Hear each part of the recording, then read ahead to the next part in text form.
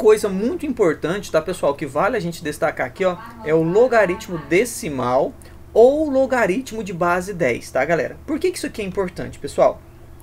Se, né, na leitura de um exercício, tá, pessoal, de algum livro, vocês verem assim, ó, logaritmo de b, certo?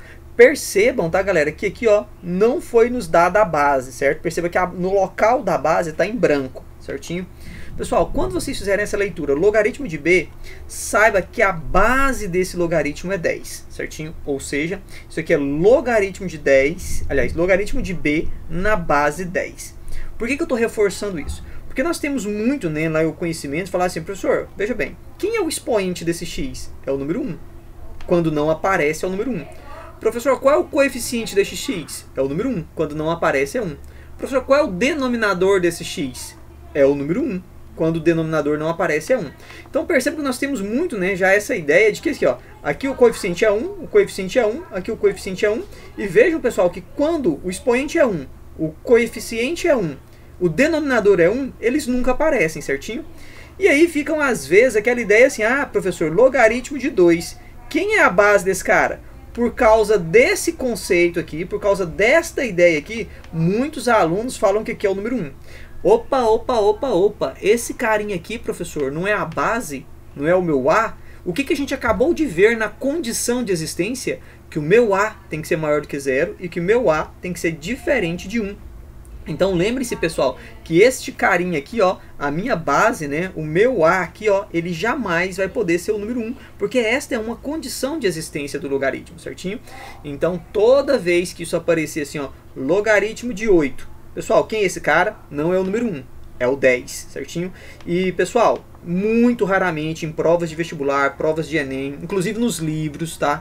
Eles não nos alertam sobre isso. É uma obrigação do aluno memorizar que quando esse carinha não aparece, ele é o 10, certinho? Então vejam aqui o seguinte, deixa eu pegar aqui a borracha para poder apagar isso. Muito bem, apagando, certo?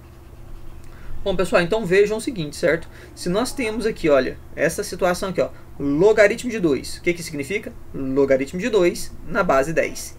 Se nós temos assim, logaritmo de 7, o que significa? Logaritmo de 7 na base 10. Memorize isso porque é algo muito importante. Bom, alunos, geralmente as nossas calculadoras científicas, tá, elas nos permitem calcular logaritmos de base 10. É muito comum, tá, nas calculadoras científicas nós termos uma tecla específica para se calcular logaritmos na base 10, certinho?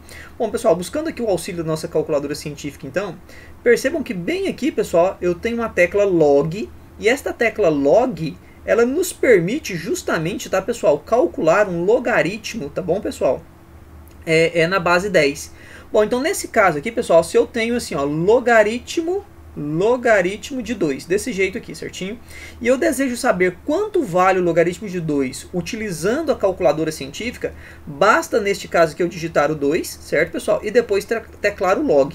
E aí eu vou ter ali o resultado. Pessoal, o logaritmo de 2 é o 0,301, né, aproximadamente aqui, né, um valor 0,301.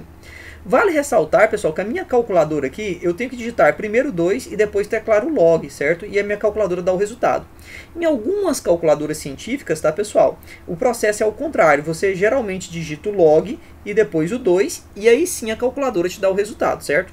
Então, né, geralmente calculadoras que estão com versão para o celular, geralmente esse aqui é o caminho, certo? Mas aí você vai testar as duas maneiras aí, né, para a calculadora que você tem, certo? Se é você digitando o 2 primeiro e depois o log, certinho? Ou se é digitando o log e depois o 2. O fato é que, galera, neste caso aqui, tá? O logaritmo de 2, ele é aproximadamente, tá? 0,301. Desculpa. Então, neste caso aqui, pessoal, olha, se eu tenho logaritmo, tá, de 7, como é que eu faço para calcular esse logaritmo de 7? Nessa calculadora eu digito 7 e digito ali o logaritmo. Isso vai dar ali, ó, o 0,845, ou seja, o valor aproximado de logaritmo de 7 é o 0,845, certinho? Bom, pessoal, veja aí mais uma vez, lembrando, tá, que a minha calculadora, ela, para encontrar esse resultado aqui, o 0,845, eu digito 7 e depois digito log. Outras calculadoras já é normal mesmo, você digita o log, já tecla o 7 e a calculadora te dá o resultado. Então verifica aí o que a sua calculadora, né, ela pensa, certinho? Algumas versões de calculadoras também, tá pessoal? Elas possuem a tecla log, de x, y, desse jeito.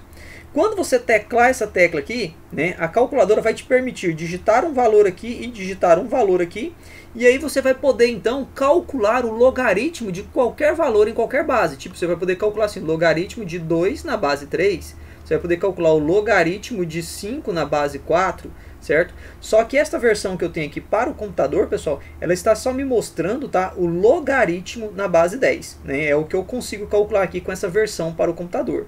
Mas esta mesma hipercalc, na versão para o celular, certo? Ela tem essa tecla aqui, tá, pessoal? Essa tecla que nos permite calcular logaritmos, né, de qualquer valor em qualquer base. É claro que respeitando a condição de existência, certo? Inclusive, creio eu que é uma das funções amarelas que a gente tem que teclar aqui, ó, a nossa segunda função. Se você tiver curiosidade de baixar essa hipercalc aí, você pode fazer o teste para verificar, beleza?